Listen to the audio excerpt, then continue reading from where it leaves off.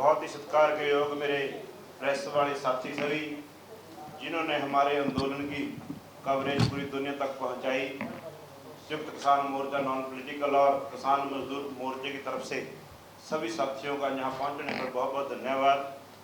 आज हमारे बीच में जो हमारे 3 साथी हरियाणा से अनीश खड़कड़ जी, उनकी माता जी, उनके पिताजी, और नवदीप जलवेड़ा जी, उनके फादर साहब जय सिंह जी, और गुरकीरत सापर, उनके पिताजी हमारे बीच में हैं।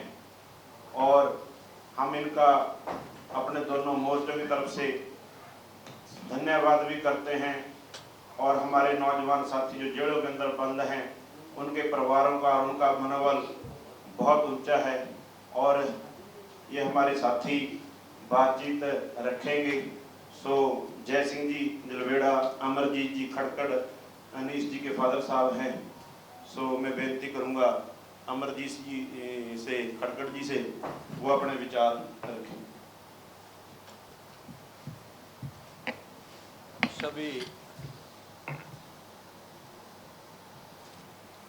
सभी प्रेस के साथियों को मेरा हाथ जोड़ के नमस्कार। मैं अमरजीत खटकड़, जिला जींद, हरियाणा।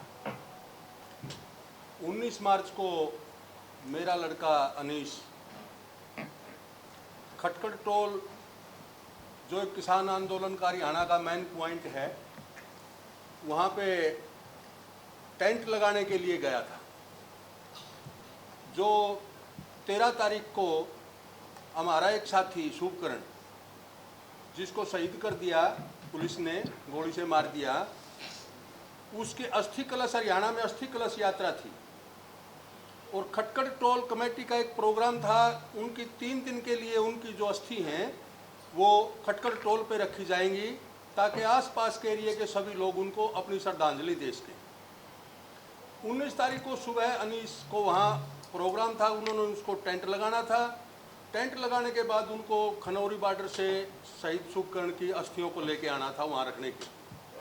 वो जैसे ही सुबह 7 बजे के लगभग टाइम था, वो खटकड़ टोल पे जैसे ही वो गए, उनको पुलिस ने 2 गाड़ियाँ थी, एक गाड़ी थी जो वो पुलिस ड्रेस में थे, एक गाड़ी सिविल ड्रेस में थे। उन्होंने उसको धोखे से बोला कि अब अपने ऊंचाना थाना लगता है हमारा वहाँ, कि ऊंचाना थाना के अंदर नए SHO आए हैं और वो आपसे कोई मीटिंग करना चाहते हैं इस आंदोलन के बारे में, और आपको वहाँ बुलाया है। उनको धोखे से गाड़ी में बिठा लिया और गाड़ी में बैठा के उनको ऊंचाना थाना में नहीं लेके गए, उनको सीधे खनौरी बॉर्डर पड़ता है, वहाँ हरियाणा का आखिरी थाना है गढ़ी थाना, उनको सीधे गढ़ी थाने में लेके गए।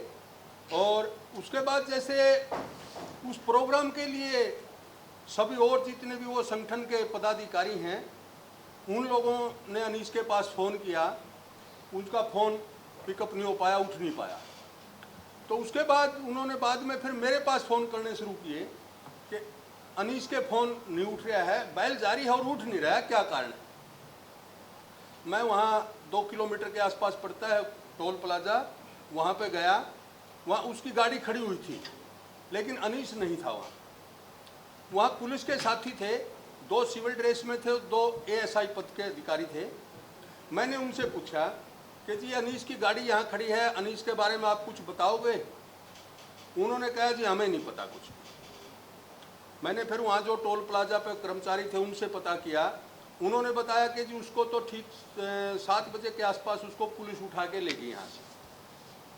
कौन ले गया, कहाँ ले गया, उन्होंने नहीं पता, भाई हमें पता पुलिस ले गई उठा के। मैं उसके बाद फिर दोबारा उन पुलिस के साथियों के पास गया, मैंने उनसे पूछा कि जी आप कह रहे हो आपको पता नहीं, गाड़ी यहाँ खड़ी है और पुलिस उसको उठा के ले गई है, आप कह रहे हो हमें पता नहीं, आप क्यों नहीं बता रहे। उन्होंने कहा जी हम नहीं बता सकते, आप SHO साहब से फ़ोन करो। उन्हीं से मैंने SHO साहब का फ़ोन लिया। फ़ोन लेने के बाद मैंने SHO साहब को फ़ोन किया। SHO साहब ने बताया कि भाई उनके पास उनके ऊपर कोई केस होगा। मैंने कहा जी उनके ऊपर 3-4 केस हैं, वो किसान आंदोलन के केस हैं और उन सब में वो जमानत पे है, केस चले हुए हैं, ऐसा कोई पेंडिंग केस नहीं है, और होगा तो आपके थाने में होगा, आप देख लो। उन्होंने कहा जी नहीं हमारे पास कोई केस नहीं है और हमें पता भी नहीं है कि उसको कौन उठा के लेगा और क्यों लेगा। मैंने कहा SHO साहब आपका एरिया है, आपके एरिया में से पुलिस किसी को उठा रही है तो आपको क्यों नहीं पता? आपको बगैर सूचना दिए कौन कैसे उठाएगा किसी को? तो उन्होंने कहा जी मैं आध घंटे के अंदर आपको बताता हूँ। आध घंटा भी चला गया, फिर सारे हमारे जो किसान टोल, किसान संगठन के साथी हैं, सभी पदाधिकारी सब वहाँ पहुँच गए। सब ने, उन्होंने भी SHO साहब के पास फ़ोन किया, उन्होंने कुछ नहीं बताया, कोई सूचना नहीं दी हमारे को। उसके बाद SP साहब को फ़ोन कराया। SP साहब ने कहा कि भाई वो तो इसके बीच में, रोड के बीच में टेंट लगा रहा था, इसलिए उसको उठा लिया है। तो उन्होंने पूछा, हमारे के कैप्टन साहब हैं, कैप्टन भूपेंद्र जी, उन्होंने पूछा कि सर फिर है कहाँ वो? उन्होंने कहा भाई अगर टेंट ऐसे लगाओगे तो उठाए जाओगे, और कुछ नहीं बताया, और उन्होंने फ़ोन को डिस्कनेक्ट कर दिया। उसके बाद हम वहाँ SP साहब के ऑफिस में भी गए, DC साहब के पास भी गए, किसी ने कुछ नहीं बताया।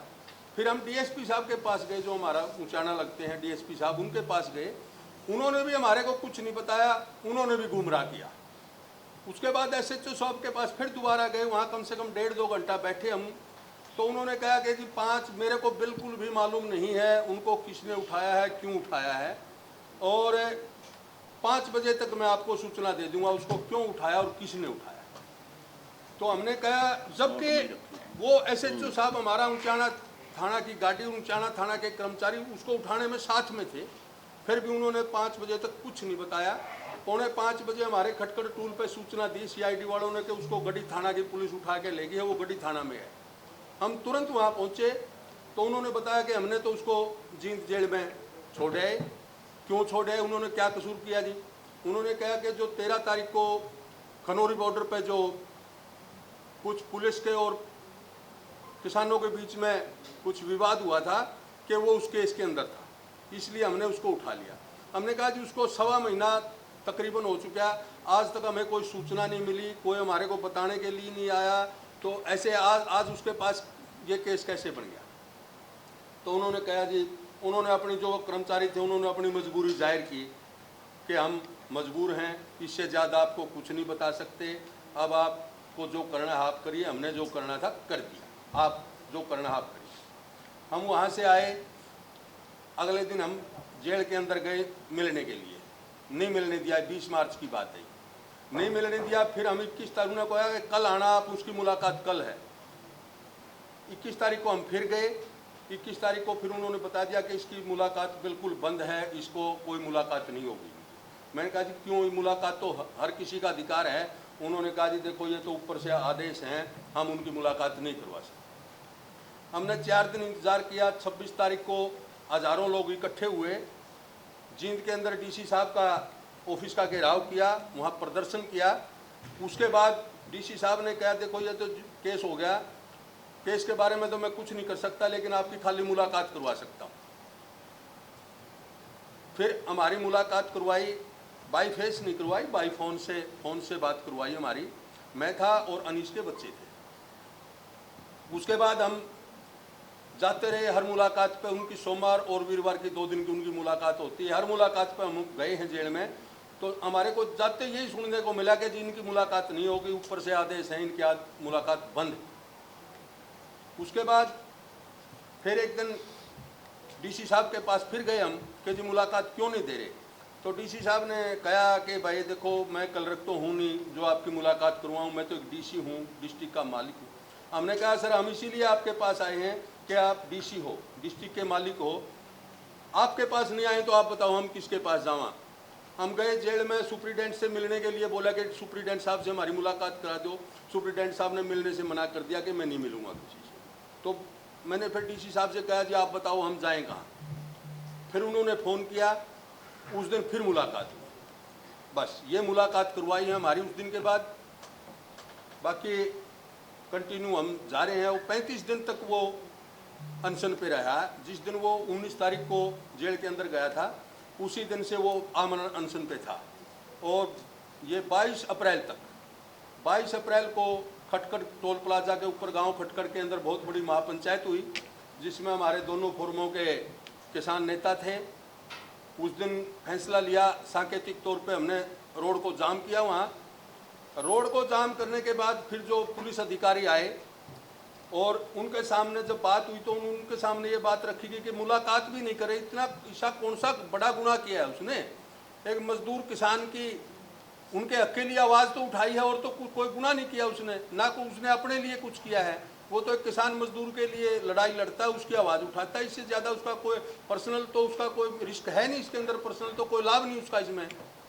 जब इतनी सी बात हुई तो फिर उसके बाद जो हमारे पुलिस अधिकारी थे उन्होंने कहा कि हम इनको, जो आपके आगू लीडर हैं, जितने नेता हैं आपके, इनसे हम अनीस की मुलाकात करवा देते हैं। वो फिर हमारे 4 आदमियों का प्रतिनिधिमंडल गया जेल के अंदर, वहाँ उनसे मुलाकात की। उसके बाद उन्होंने, उनके कहने से उन्होंने अपने अनशन को ख़त्म कर दिया। 22 तारीख से अनशन खोल रखा है उन्होंने। अब उसकी अनशन के बाद वो क्या खा रहा है, क्या पी रहा है, 35 दिन अनशन पर रहने के बाद तो आदमी की हालत ख़राब हो जाती है, उसका खाने का मैनुअल भी अलग होता है। लेकिन उस दिन से भी हमारे को, हम कंटिन्यू जा रहे हैं जेल के अंदर, मिलने नहीं दिया जा रहा उससे। ये नहीं पता हमने उसकी सेहत कैसी है, उसका कोई मेडिकल परीक्षण नहीं करवाया गया, कहीं उसको अच्छे मेडिकल में नहीं लेके गए। खाली वो जेल के ही जो डॉक्टर हैं उन्होंने उनको क्या दिया है ना दिया है, अब वो ठीक है या उसकी सेहत खराब है, वो किस पोजीशन में है, किस स्थिति में है, हमारे को कोई पता नहीं है। ना कोई फ़ोन से बात होने दे रही है हमारी प्रशासन, ना हमसे मिलने दे रही उस दिन से कंटिन्यू। जय सिंह जी। जय सिंह।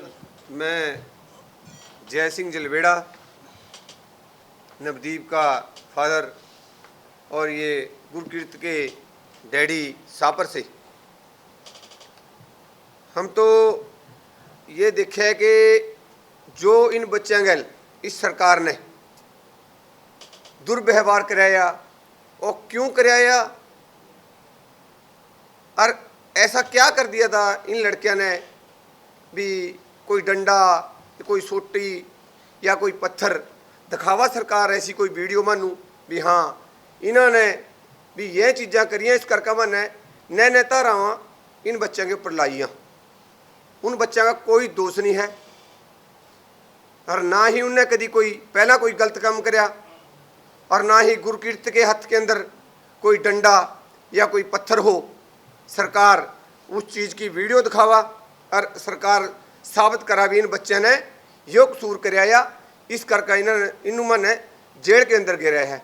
बेकसूर, तीनों के तीन नौजवान बेकसूर हैं, और हम फॉर्म, दोनों फॉर्मां नॉन पॉलिटिकल और किसान मजदूर मोर्चा, हम कहना चाहें अपनी तरफ से भी जो भी फैसला ये फॉर्मा लेंगी, हम उसी फैसले की गैला, अगर सरकार यो चाह भी हम लग लग इनके पास जाएगा, किसी को कह दें जमानत करा लियो अपनी, हम थानू छोड़ देंगे, ऐसा कोई मैटर नहीं है।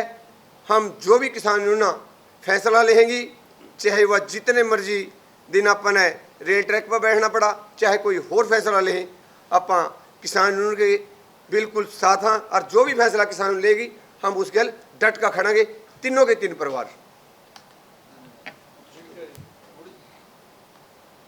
हाँ जी, कोई साथी सवाल कोई इस मैटर पर करना चाहा? काफी दिनों तो रेल ट्रैक जाम जितना होया, प्रोग्रेस की है, की फायदा होया, क्योंकि हरियाणा के अंदर का रूट उसी तरीके से चल रहे हैं, और मामला सीधे तौर पे हरियाणा की जेल ना जुड़े हुए हैं। देखिए, मसला जो है वो बीजेपी सरकार के साथ है, और जो हमारा मोर्चा है वो शंभू बॉर्डर पर लगा हुआ, दोनों फोरमों की सहमति हुई थी भी रेल ट्रैक रोकेंगे। पहले सरकार को कॉल दी थी 9 तारीख की, लेकिन पंजाब सरकार और हरियाणा सरकार के साथ बात हुई थी कि आप हमें 17 तारीख तक का समय दीजिए, हम कोई भी किसी तरह की जमानत या कुछ भी नहीं, बिना शर्त रिहाई करेंगे, समय लगेगा। जो रेलवे ट्रैक है वो पंजाब का नहीं, पूरे देश का है, और उसके अंदर 82 से लेकर 90 तक ट्रेनें रद्द होती हुई हैं। 82 ट्रेनें नहीं, जो जम्मू कश्मीर की तरफ जाती हैं, हिमाचल की तरफ जाती हैं।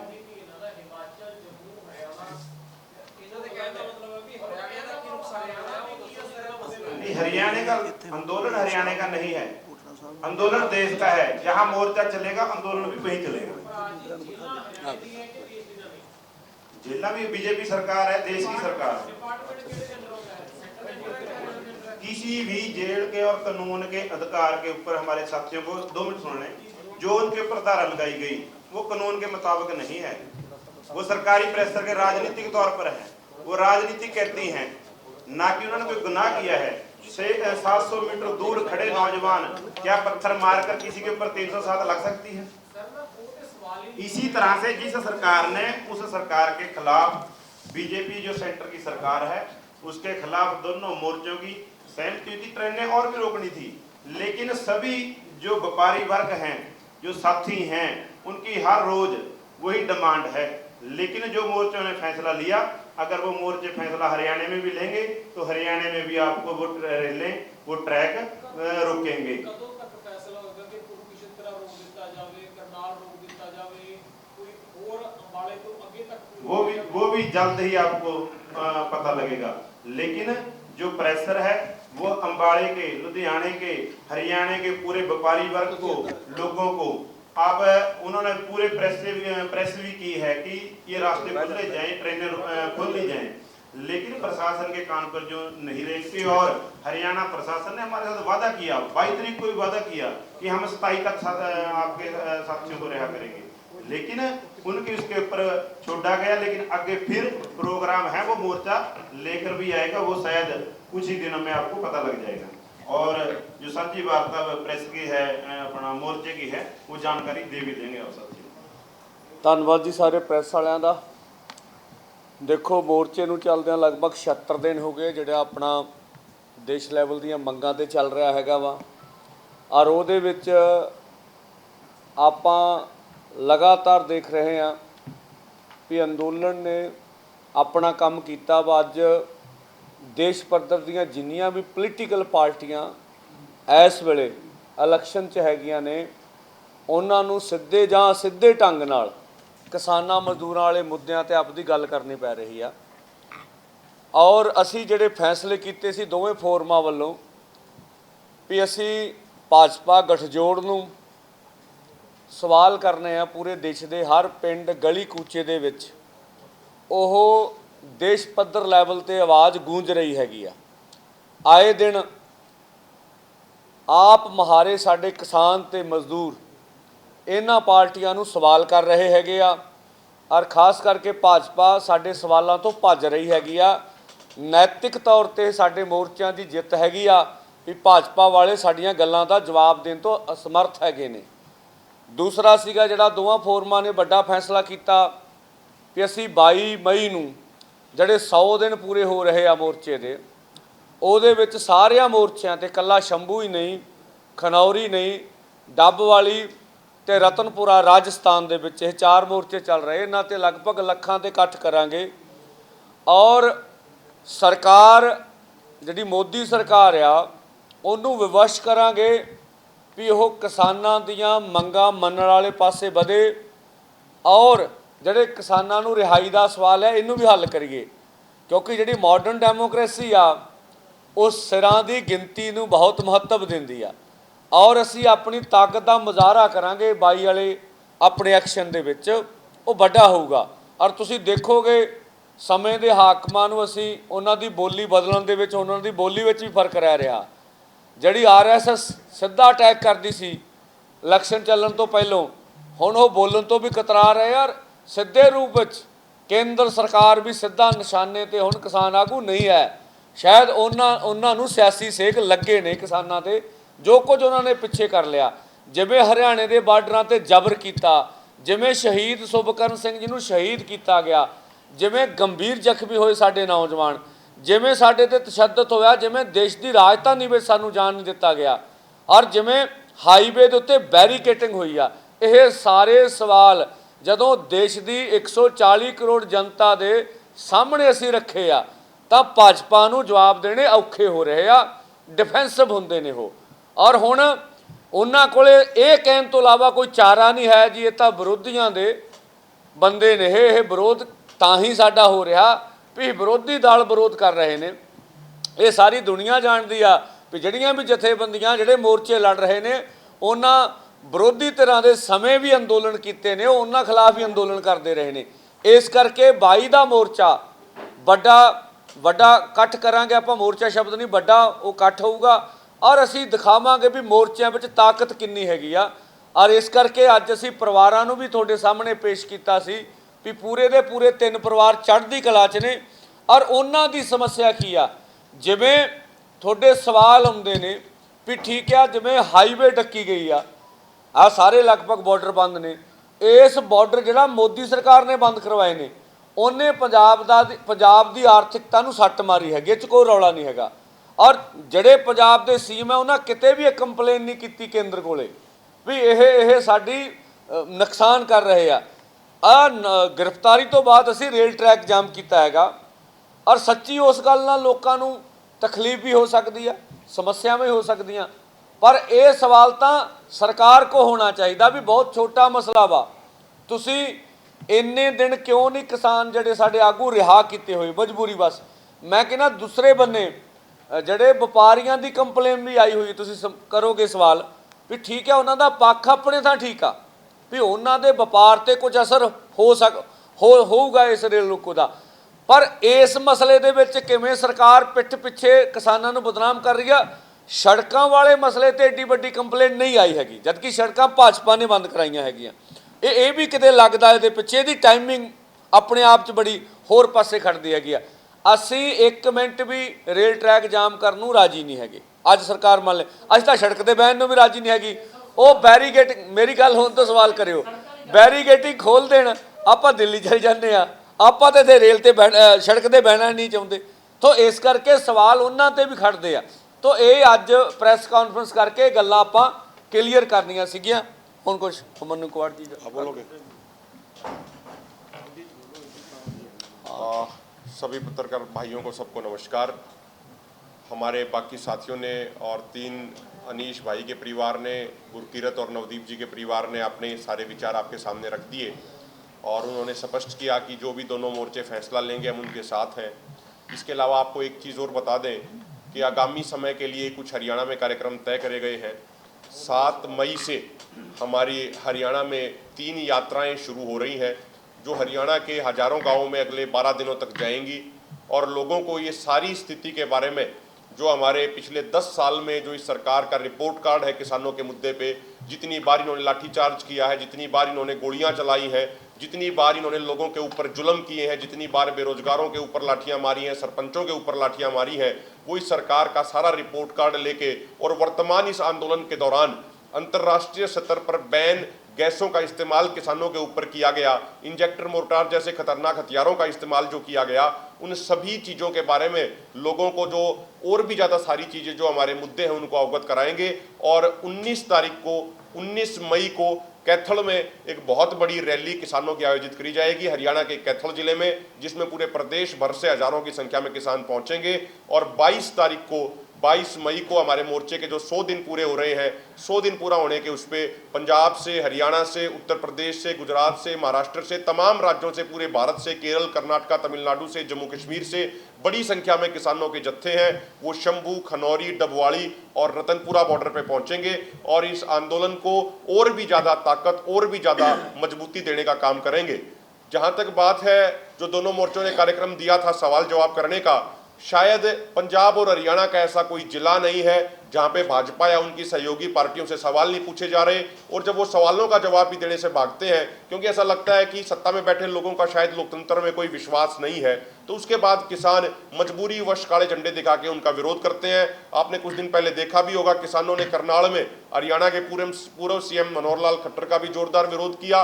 और एक जो नई चीज निकल के आ रही है, जो किसान सिर्फ सवाल पूछना चाह रहे हैं, जो शांतिपूर्ण तरीके से विरोध कर रहे हैं, पिछले 8-10 दिनों से हरियाणा में सरकार उनके ऊपर FIR दर्ज कर रही है लगातार किसानों के ऊपर।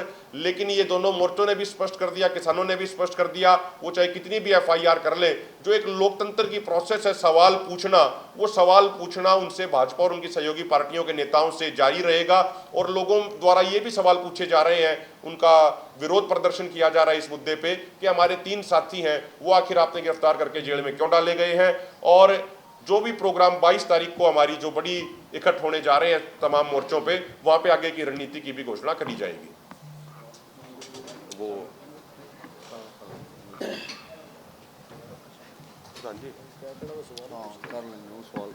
मैं सारे प्रेस वाले वीरों ਸਭ ਤੋਂ ਪਹਿਲਾਂ ਫਤਿਹ ਬੁਲਾਉਂਗਾ। ਵਾਹਿਗੁਰੂ ਜੀ ਕਾ ਖਾਲਸਾ, ਵਾਹਿਗੁਰੂ ਜੀ ਕੀ ਫਤਿਹ।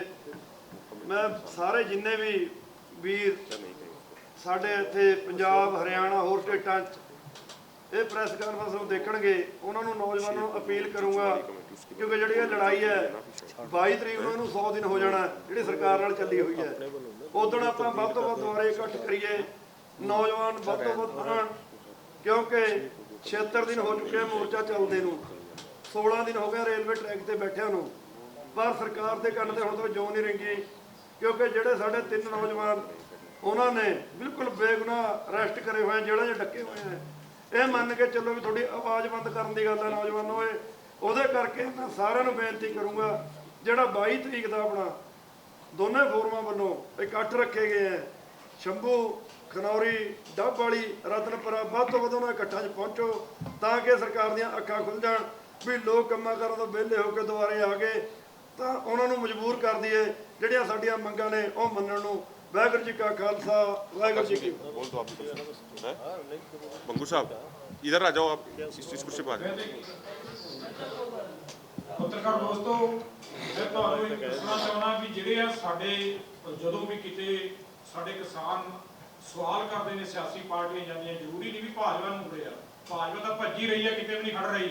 ਔਰ ਦੂਜਾ ਜੋ ਮੌਜੂਦਾ ਸਰਕਾਰ ਹੈਗੀ ਆ ਪੰਜਾਬ ਦੀ, ਉਹਨੂੰ ਵੀ ਵੱਡੇ ਸਵਾਲ ਹੋ ਰਹੇ ਨੇ, ਉਹਨਾਂ ਕੋਲ ਵੀ ਜਵਾਬ ਨਹੀਂ।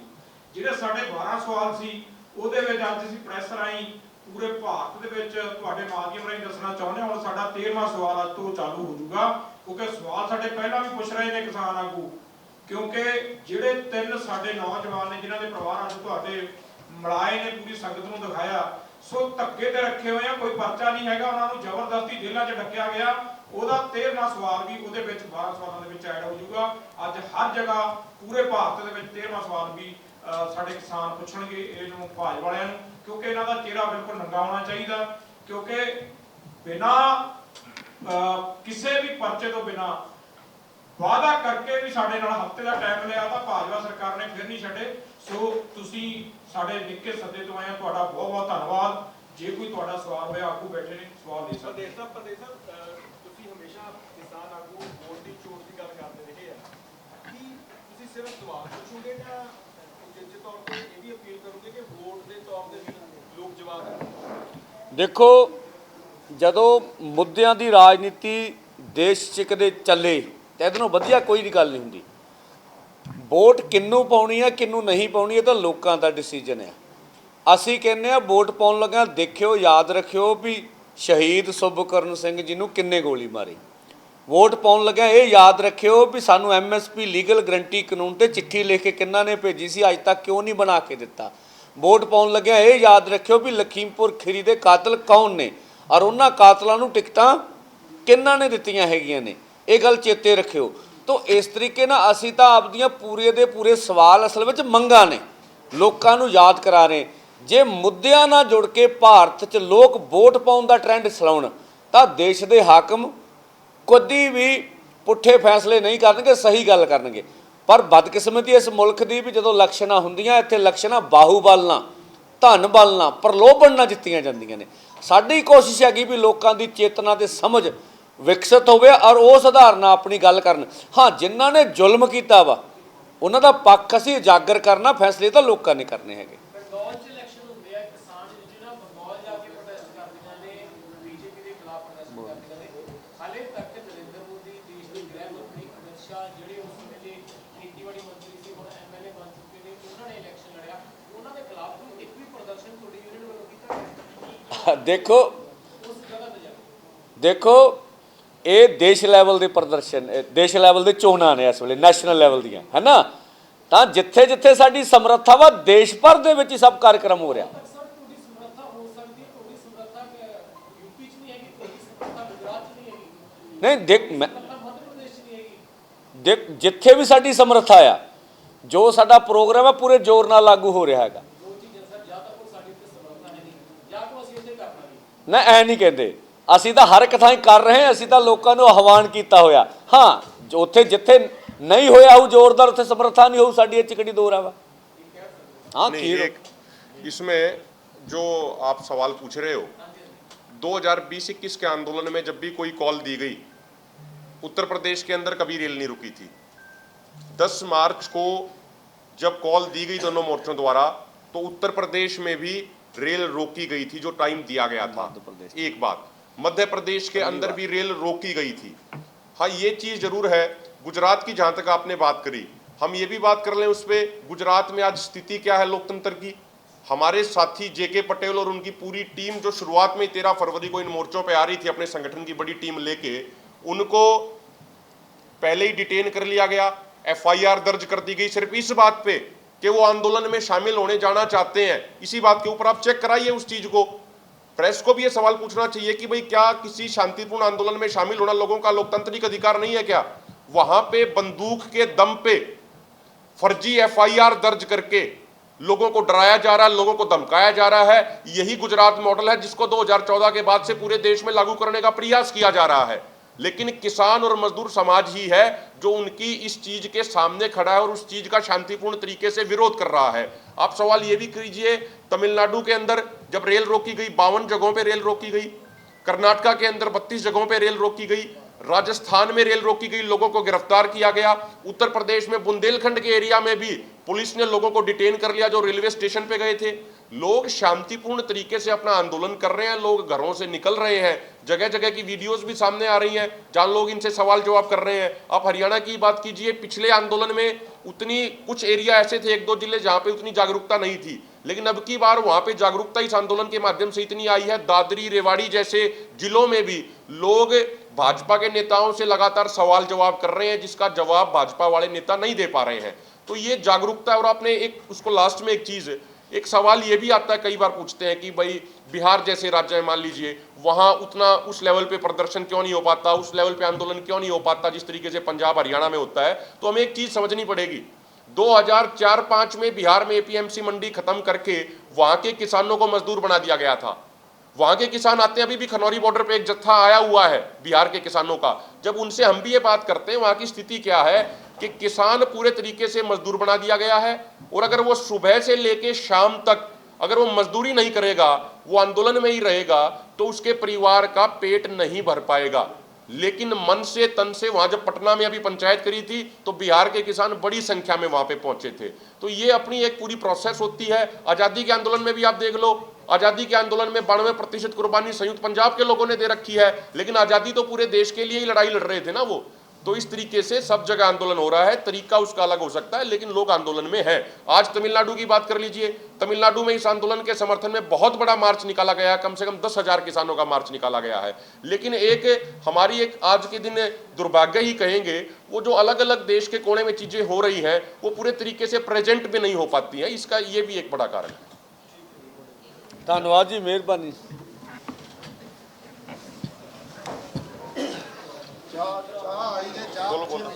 पत्रकार दोस्तों, चाह पी लिया।